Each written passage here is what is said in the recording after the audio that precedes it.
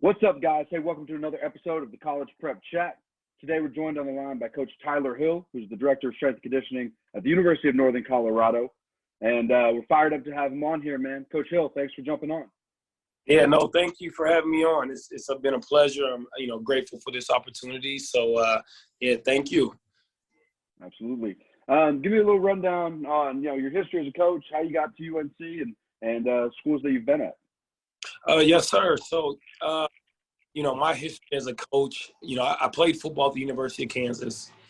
And, when I got done playing, that's kind of, I wanted to figure out what I wanted to do with myself, after I got done playing. And, a lot of my former teammates got into, did their pro day and kind of chased after that NFL dream. And, others kind of went into their own, path of what they wanted to do, going into corporate America.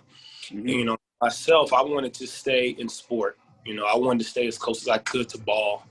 And, it wasn't until I reached out to Andrea Hootie, who at the time, she was the director of sports performance for men's basketball at the University of Kansas. And the reason why I joined her is we were in the middle, my junior year, we were in the middle of a coaching change between Turner Gill and Charlie Weiss coming in. And at that time, we didn't have a strength coach. So, our athletic director was like, hey, we're going to bring over Andrea Hootie. She's going to train you guys for a couple months until we get somebody hired. And it was at that point when Coach Hootie was the first person to ever make me throw up during a workout. I never thrown up. And, at that time, there weren't many female strength conditioning coaches. I never typically saw one. So you could think in my mind, I'm 20, 21 years old. I'm like, and this woman just came in here and made me throw up.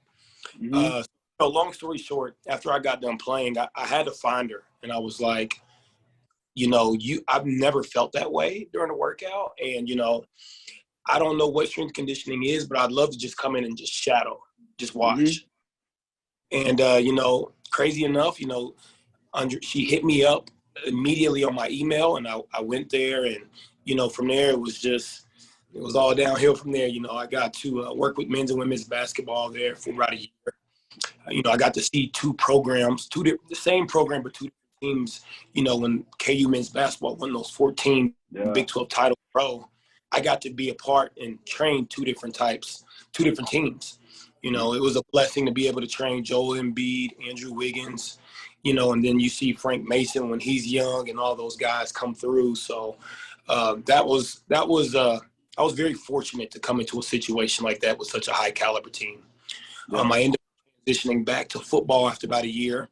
I joined Scott Holsopple, who came in with Charlie Weiss from Florida.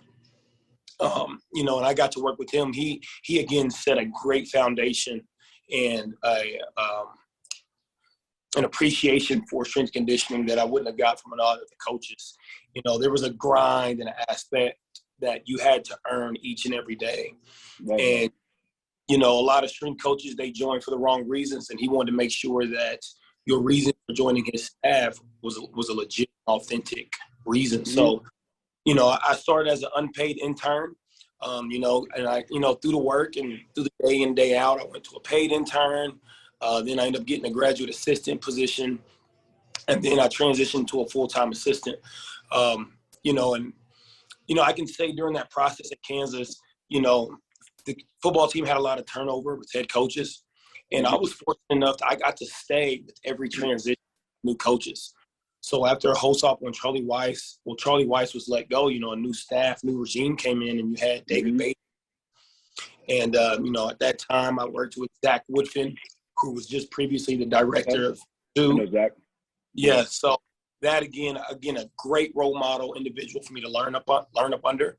And I spent time with him, and then I, transitioned to the NFL. I got an opportunity to work with, Lauren Landau and the Denver Broncos. And, that my time with the Denver Broncos was such a blessing for me. It not only was my childhood dream team since I was 6 to work with the Broncos, but it was really the men that I was surrounded by. I got to work, again, with Lauren Landau, who's the director. Anthony Lamondo, he is now the director of sports performance for the Los Angeles Chargers. And then I also got to work with Cedric Smith, who was, NFL strength coach of the year. He was the head strength coach for the Chiefs, the Houston Texans, and now he's I believe, the associate director down there with the Dallas Cowboys. Okay. So, that time at Denver, it was such a building process, as not only as a coach, but as a man, and being able to work under three now like head guys at such a very high level. Yeah. And then right before I got to UNC, I spent a small stint at UConn, at University of Connecticut. I worked with football under Matt King, who was a great mentor and a person I still talk to whenever I can. He's busy, but I owe a lot of a lot of praise to him and the connections that we had going to Northern Colorado. And then I got to see a little bit of women's basketball because Andrea is the director. Yeah. And so, again, I'm very blessed to have the individuals to work underneath, when I was coming up. And, those individuals are still people that I look up to today and I reach out to, and if I need guidance or help. So, sorry if I was a little long-winded, but that's kind of my transition, here to North. Absolutely. And it's funny, you were under Zach Woodfin. I was under Zach Woodfin in 2009 at Athletes Performance in Los Angeles. Okay, yeah. So I entered under him, and you get linked up with one mentor. So I was under him. What's that? Like 13 years ago. He's a good dude, man. Absolutely good dude. Small world. It really is. It really, really is. And Lauren's one guy that like had a huge impact on me when I was young. I think it was like 2011 or 2012. Before he opened up his facility, he would rent turf space at a gym I was training at in Denver. And I knew who he was because he's one of the most knowledgeable speed guys in the field. And just unsolicited, he came over and he's like, "Hey man, I've been watching you train." I was working with a pitcher for the Rockies at the time. He's like, "I've been watching you train him, and man, you're really making a big impact. You're doing a great job." And I was like, holy shit, if this dude who I've never really met before, who I look up to, comes over and says that, it's like, man, it's a little bit of validation as a coach. So, yeah, man. Awesome. Yeah. Absolutely. Those individuals, man, they've just had such a tremendous impact on, my professionalism and, just my career as a coach. And, I know I wouldn't be here today if it wasn't for those individuals, being and just seeing and being able to just watch from a distance and just soak it all in. I think that was like the biggest thing, was for me to just soak up the leadership qualities. I think anybody can coach, anybody can get stronger, but it's like, how do you do character development? How do you get your have intent whenever they come into the weight room day in, day out? And so watching them do that with, the highest caliber of athletes was an experience that, is priceless. No question about it, man. All right, let's jump on into to this question round. Yes, sir. So let's say you're sitting on a Friday afternoon in Coach McCaffrey's office. You've had a new group of freshmen that are in, and he's asking about specific guys. What are some things that you want to be able to say about someone who's just showing up into your program? I think, especially with high school athletes, when they first come into a collegiate setting, the one thing that I tell a lot of recruits, or whenever they come in, is the one thing somebody can't take away from you is the way you move. Mm-hmm. The way you move has something to do with you getting to where you are as far as being a collegiate athlete. When the coaches when they cut on the film, what's the one thing that they see? They see movement. Mm-hmm. Being able to be efficient with your movement, have proper movement literacy or movement expressions. That's one thing that I, as a coach, that I look for. And that's the first thing, the indication that gives me, okay, this person can move now. What are the next steps to see if they're able to play? Maybe it's a true freshman, or, maybe they have to sit out. But, when athletes come in, one of the first things I say to coaches, he can move. Yeah. With me, working with the coaches that I've worked with in the past, I see how much movement, how much of an impact it has, whether it's a good impact or it can impact you in a bad way if you don't have the right, mechanics or technique as far as movement. That's one of the first things that sticks out to me as in an athlete, is how they move. Yeah, very true. And I think a lot of times people look at movement just as like linear speed, right? It's like, can you cut? Can you decelerate? Can you bend? Can you play low? That type of stuff is all all vital. We get so many kids that are just stiff, right? They ankles Yes. are locked up, hips are locked up, and when you talk about like moving on the field, you can tell someone can't get their shin down. It's something that a lot of kids I wish would focus on more. For sure. And you know, and a lot of the times, you know, strength coaches, I feel as though sometimes you get overly excited and you want to immediately put them in something that's, you know, high class or, top end training. And a lot of it is just, you need to scale back, like what Lauren would tell me is, keep it simple, stupid. And so we do very basic, skips, whether we do forward skips. And, I change up the movements of the arm. And I do that just to kind of see what is the relationship from their brain to their body. What kind of rhythm do they have? If I tell them to skip forward and go arms across the body, can they keep that same rhythm and technique for the direction or the length of which I told them to go? And then when I tell them to come forward, hey, I want you to skip and I want your arms to go forward. Again, as a coach, I'm not looking to see how fast you skip. I'm looking at rhythm. I'm looking at coordination and how your body works in space, looking at proprioception. So, those are the things that I look for with very basic and fundamental movements. That tells me a lot in what you do in real time. So if I have an athlete with just a very basic skip and his rhythm's off, well, that gives me a good indication if I need to sprint him at 100% effort, what's going to happen. There's going to be some type of miscommunication from the brain to the body.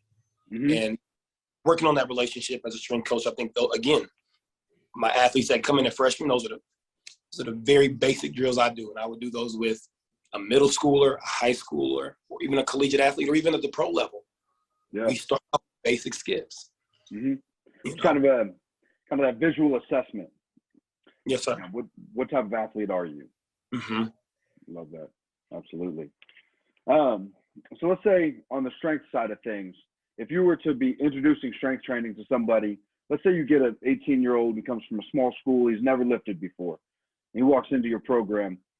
What are the first things that you look at in terms of weight room movements? When I look at the individual, at first I just kind of have to give them a rundown. And I've, here at UNC, I've actually had that happen where I have athletes come in and like, I've never lifted weights before. And, at that point, like, okay, there needs to be a discussion to let them know, hey, the weight room is here to benefit you, but if you don't do it the right way, it can harm you. And you have to give them insight on what it is. And the more clarity and knowledge they have about what the weight room, then you can have a little bit more buy-in when it comes to putting in them positions or movements or lifts that make them uncomfortable. And so I think just teaching a given overall foundation of what the weight room is and what it stands for and how it's going to fit them as an athlete, not just now, but in longevity as they get seniors in outside of sport. How does the weight room benefit you? Just overall body performance. So I think that's, one of the biggest things that I harp on with athletes when it comes to the weight room is getting them comfortable, getting them familiar, and, and that you're going to be uncomfortable. Your body's, you're going to do things. You may feel pain, but, it's never to harm you. It's only to help you grow. And so, we just go through the very basics, this is a dumbbell, this is a barbell, teaching them the different type of grips and stances and, just kind of get them comfortable with the space and the equipment. I don't really do too much with machines. I think a lot of sport is in space and free. So a lot of the training that I do is in space, dealing, want to lock you into a position. So, I think just overall, just getting athletes comfortable with the weight room and with the space and really building that trust and relationship that, when I coach you up or I tell you to do this many reps or I tell you got 3 or 4 more left in the tank, that you can trust what I'm saying because of what I see. And, and again, that comes with trust and that comes with building that relationship and, and as long as your athletes are able to see those building blocks and see themselves getting better and better and better, I think, sky's the limit. And, the more they see that, the more they'll be able to buy in. Absolutely, man. One thing that I wrote down on the first question, we were talking about, what do you want to be able to say about an athlete, that I think you kind of touched again on this is the relationship side of things. Like, I know a lot of times I get a new kid in who's got, big ambitions, great athlete. And if I have him do like a skip with the arms, if he doesn't believe in my program, or for you, if he doesn't believe in what you're doing and you haven't like explained it, they're not going to buy in. And I think that's so big with the strength side of things and the weight room being a benefit. It's so big, just the trust and the relationship with it. I think once you get that, the sky's the limit for what an athlete's going to do. Oh, yeah. And you know, I see that, you know, with a lot of parents and high school kids, you know, everybody's looking for the secret formula. They're looking for the secret coach or the person that's going to really help elevate their game. And I see a lot of high school athletes will train with this strength coach or this performance coach for a little bit and be like, oh, we don't like him. And then they go that and they do that. And, you know, for me, I think you have to find a strength coach and then you have to stick with it, because there is levels to adaptation, you know, and I tell my athletes, you know, when it comes to my training, you have to, you know, you think about the process of evolution. How long does an organism have to stay in a certain environment for it to adapt? A very long time. Well, if I'm a parent and I have a child and I put them with this strength coach and we try them out for 2 to 3 months and we don't like them, and then we switch and we go here for 4 or 5, then how is your child able to adapt to any of the place? I mean, they're not. Yeah. And you know, being in that same environment day after day after day after day after day, and then you start to adapt. And then once you adapt, now I can sprinkle in a little bit of things that are a little bit more fancy, but I still have that foundation or, you know, building blocks that we've worked on day in and day out. And so you know, you got to do your research, do your homework. And it's like, who's going to give your athlete the tools to get that higher end of training? You know, I don't think you should chase the strength coach that you see on Instagram or TikTok that's doing all the cool stuff. It's like, who's doing the basic things that is going to help me be a great athlete? And then I day in and day out. That's more so where I feel that you get the most bang for your buck. Absolutely, man. You know, and then that again, that's relationship, right? So if I'm an athlete that comes to me and it's like, coach, we're doing the same thing. I'm like, yeah, we're doing the same thing. With my movement, A skips, it's just like Karate Kid, wax on, wax off. A skips are my wax on, wax off. So my athletes know, Coach Hill, man, you know, we got A skips. But again, it's a pattern. It's a connectivity from the brain to the body that I'm grooving day in and day out, that, you know, when I tell you to do something, it's second nature. Yep. Absolutely, man. Absolutely. I love that. All right. Now, just given the time of year, you know, you guys, I'm sure camp starts in the next week or two for you guys, or? Oh, it starts tomorrow. Ooh, okay. Tomorrow. All right. So given the time of year, what are your big blocks when you look at in-season training? What do you want to accomplish with your guys? You know, this kind of changed for me ever since I got into the NFL. You know, I've been under, I'd say, about 6 head strength coaches, and I've seen it done a lot of different ways. But the most interesting part was the patience. At the NFL level, a lot of people think maintenance, and they think that with maintenance you don't build or get stronger or faster, and it's the exact opposite. You know, with Denver, we kept our guys within the 3s. You know, they are a little bit more developed than a high school athlete, but I saw athletes stay within the 3 to 5 rep range and get stronger, and hold that through a 17 to 20 week season. And so when I first got to UNC last year, I was like, okay, I've seen this happen, you know, in the 3s. I'm working with a little younger class of athlete age-wise, but the adaptation that these athletes still can go through and that they can still grow is still beneficial, being that I have, you know, freshmen who are still developing, and I have 21, 22-year-old seniors who are, you know, at the peak. So I do more of a 5 rep range. I stick with the 3s and the 5s, and I just kind of modulate, you know, how I do those rep ranges. You know, my 3s or, you know, 5s, whether I'm in strength, and then do I transition to more velocity base, you know, or if I hit my velocity base in my earlier sets, then I may come in the back end with a couple strength sets to retain qualities that we built throughout the summer or, you know, in the spring. And I think just having the proper amount of dosage, I don't think that any strength coach does something that's overly amazing or something that has never been, thought of. I think the key factor in what Lauren Landau has implanted in my head is dosage, how you dose something and when you do it and understand why you're doing it.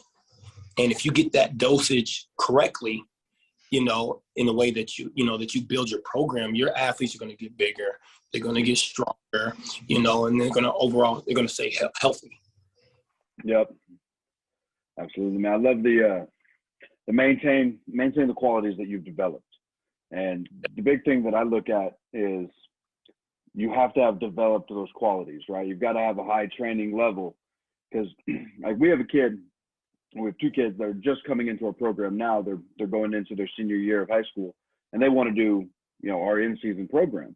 It's like, I can't do it with you because we haven't done the 6 months that led up that you can handle, we do a lot of cluster sets. We'll do like 6x3, that type of stuff.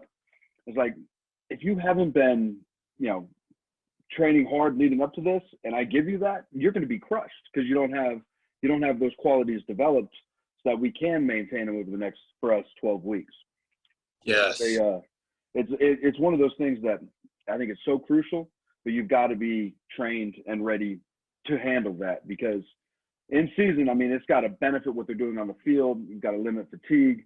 And if you don't have that high training level, it's going to be a rough go for you. Oh yeah. And that's, and honestly, I see that really come to life when it comes to, nowadays with this whole transfer portal. I have athletes that have been with me since January, and, really where our training got to in the later parts of June, July, whenever we have these transfers come in that haven't been training, or they just come from a different program, and then they meet to your program, you see it like, wow, you guys can't handle. Yeah. Number one, I don't know what you've been doing, but I've been able to track and progress these guys through the weeks. And then when you have somebody on the outside come in, you really see like, okay, yeah, you're really far behind. And, we'll have guys come from FBS Power 5 that come down to the FCS level. I get them and I'm like, okay, yep, we gotta pull it back. And I think that's just, again, changing environments. And then that comes down to, just adaptation. Again, I don't, one program may not be that much better than the other, but the fact that one individual's been in the program so long, they're now ready for the next levels.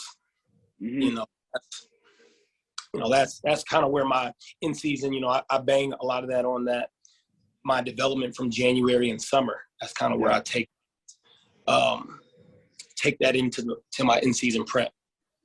Absolutely.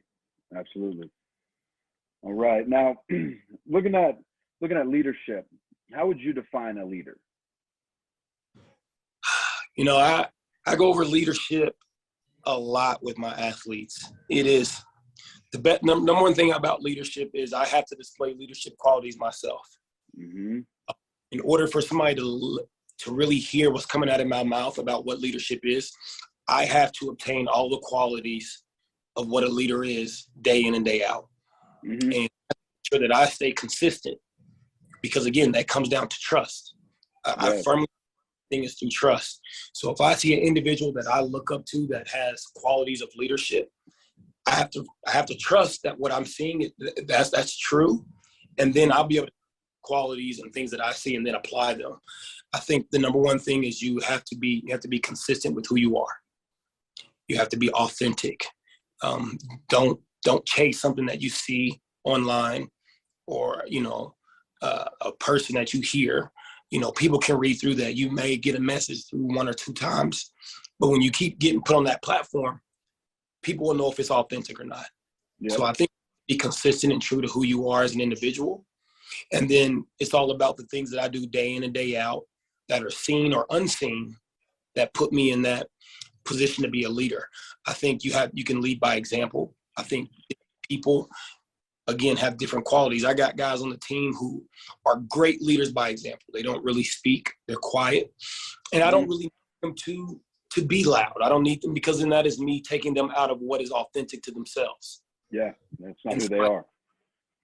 So if you're a guy who leads by example, I need you to lead by example day in and day out and stay true to that. And then I have my guys who are vocal, that wear their passion, that wear that on their sleeve. And it's like, you continue to do that. I need you to that platform. But whatever side of the spectrum you're on, you have to be consistent again with who you are and the decisions that you make day in and day out, and that the decisions that you do make could affect those or have a trickle effect down the ladder. I send a message out to my team every day, and it says, win the day. Yep. Every day. 5 o'clock in the morning, every day, my guys get a text that say, win the day. I love and that, yeah. Our women's basketball team. And for every person, winning the day is going to look a little bit different. For me, winning the day is making sure when my alarm goes off at 3:30, I get up. That's the first step with me winning the day. If I hit snooze, I didn't win the day. From there, it's kissing my wife, watching my son, and then taking myself out. But for our athletes, winning the day is, hey, I got to get up. I got to eat breakfast. That's the first part of winning the day for you to be successful. And if you can, the more methodical and detail you can get within your day, you can be as broad as you want to. Win the day is like, hey, I did everything I needed to. I woke up, I ate my 3 meals, I went to practice, and I came home. If that's what winning the day looks like for you, then do that. But as you attack that and that becomes easy, now you got to challenge yourself. Now I got to put a little bit more detail, be a little bit more methodical about my day, so to make me better. So it's not just wake up. It's like, okay, I'm gonna wake up at 6 o'clock. I'm gonna fix breakfast. On my way to breakfast, I'm gonna listen to something positive, put that into my brain, and then I just continue to take the steps forward throughout the day. Whereas, the more methodical we are in detail we have, that's only going to benefit us. Yeah, absolutely. So, I think leadership, if you look at leadership in broad, it can be a lot of things, but, to kind of bring it all in together, I think you have to be consistent with who you are. You got to know who you are as an individual. And if you have authenticity with who you are, people will see that and people will follow. One thing one of my mentors always told me was, if you don't live it, no one will believe you. And for me, I mean, that goes for anything in life, at least as a coach. Like, if you don't train, it doesn't matter what you train for. If you don't train and your athletes don't know that you train, right? When you're getting on them as they're straining, they're not going to believe you, right? And the same thing with leadership. If you're not a leader in every aspect of your life, and then you're like, dude, you need to be a leader, whatever. Then it'll go in one ear and out the other. And I think that, being in this role here, I've found out that you gain more followers with the more vulnerable you are and the more humility you show. That was probably the biggest growth I've had as a director here at UNC is, I'm a very passionate person. I wear my passion on my sleeve, but being able to show that I can be vulnerable to the athlete, and then being able to have humility in front of the athletes and let them know that I make mistakes day in and day out. I'm not perfect. See me as human. And when people see that, they can feel that, know that that's true, and say, you know what, I can follow that individual because he's vulnerable. He shows me that he's vulnerable. I see the emotions that are behind what he says and his actions. And then I think when you're able to see that, it's like, I can follow that because it's relatable. It's just relatable. I'm human.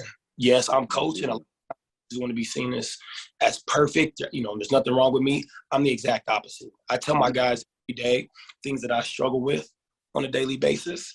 And when they hear that, they're like, okay. Yeah. I follow that guy. I love it. I love it, man.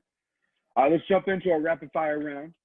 Yes, sir. Throw 5 questions at you, and I just want to fire them back and let me know what your thought process. Now, on the topic of leadership, do you think that leadership can be developed? Yes, sir. Perfect. If you're training for yourself, what type of music are you listening to? Depends on the lift. All right. Let's say it's a heavy body or lower body. Strength day.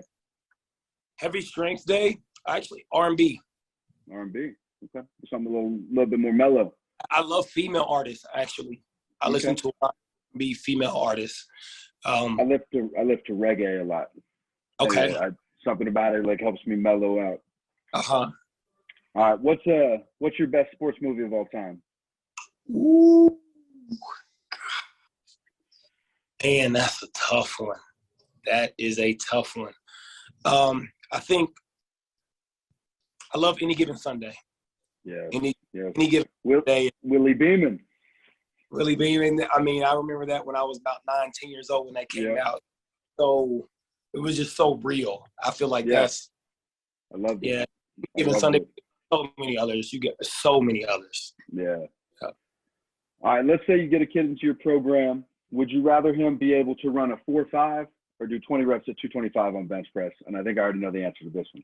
Oh, 4.5 all day. I figured. All right, man. And then just to wrap it up, man, leave us with a quote that inspires you or a mantra that you live by. Like I said, I have win the day. That is something that, again, it keeps me accountable to me and my athletes. And it is something that challenges me day in and day out. It keeps me accountable to not only being the coach that I want to be, but the man and the husband that I want. Yes.